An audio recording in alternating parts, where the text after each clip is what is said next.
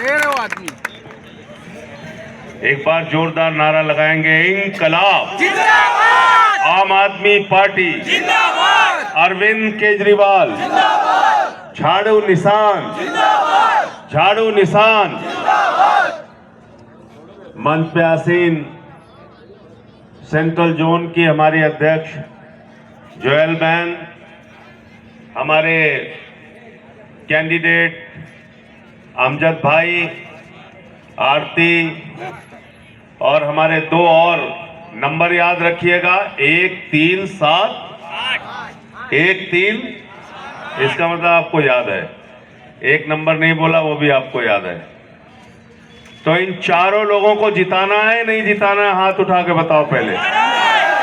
जिताना है ना? देखो एक बात याद रखो, 30 साल हो गए भारतीय जनता पार्टी को, यहां पे 30 साल हो गए, और 30 साल के अंदर बीजेपी यहां नहीं हार पाई। किस वजह से नहीं हार पाई मालूम है आपको? अभी मैं कांग्रेस के लोगों का प्रचार देख रहा था, गाड़ी में आते हुए वीडियो देख रहा था।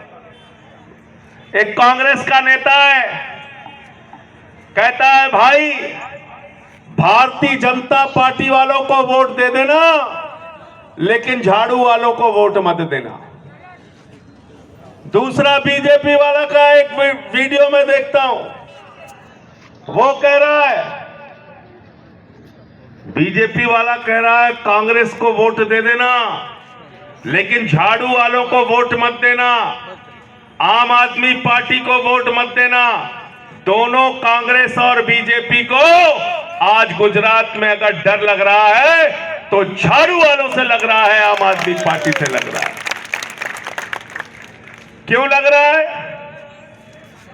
पहला चुनाव हम लड़े दिल्ली में, हमारा मजाक उड़ाया गया, 28 सीटें आई। दूसरा चुनाव लड़े, 67 सीटें आई। तीसरा चुनाव लड़े, 62 सीटें आई। पंजाब में गए चुनाव लड़ने, पहला चुनाव लड़े, 22 सीटें आई। दूसरा चुनाव लड़े, 95 सीटें आई। और गुजरात के अंदर पहला चुनाव हम लड़े, 14% वोट आया, 5 विधायक हमारे जीते। अब दूसरा चुनाव विधानसभा का लड़ेंगे, सुपड़ा साफ करना है, सबका सुपड़ा साफ करना है, नहीं करना है। तो ये नगर निगम का चुनाव कोई सामान्य चुनाव नहीं है, याद रखना। ये नगर निगम का चुनाव विधानसभा का सेमीफाइनल है, और सेमीफाइनल में जीतेंगे तो फाइनल में भी हराने का काम करेंगे। दम रखेंगे, दम।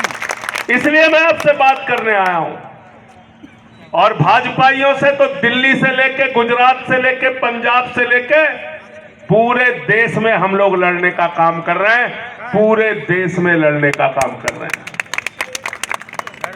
ये जितनी कुकुरमुत्ते की तरह फर्जी पार्टियां आपके बीच में आई हैं, याद रखना, एक नेता का नाम बताओ जो जेल गया हो, एक नेता का नाम बताओ जिसके खिलाफ ईडी लगी हो, एक नेता का नाम बताओ जिसके खिलाफ सीबीआई लगी हो, एक नेता का नाम बताओ जिसको गुजरात पुलिस ने अंदर किया हो। मैं बताता हूं, आम आदमी पार्टी के सबसे बड़े नेता अरविंद केजरीवाल को बीजेपी ने जेल में डाला, मनीष सिसोदिया को बीजेपी ने जेल में डाला, सत्येंद्र जैन को बीजेपी ने जेल में डाला, गोपाल इटालिया को बीजेपी ने जेल में डाला, ईशुदान को बीजेपी ने जेल में डाला, चेतर बसेवा को बीजेपी ने जेल में डाला, संजय सिंह को बीजेपी ने जेल में डाला। लेकिन बार बार हम कहते हैं, जेल में डालो, चाहे सूली चढ़ा दो, जब तक जिंदा है तुम्हारी नफरत की राजनीति के खिलाफ लड़ते रहेंगे। लड़ना है नहीं लड़ना है? कायरों के पीछे लड़ना है कि बहादुरों के पीछे? कायरों के पीछे लड़ना हो तो लड़ते रहो, ऐसे लड़ते रहो ऐसे। 30 साल हो गए, आगे भी लड़ते रहना।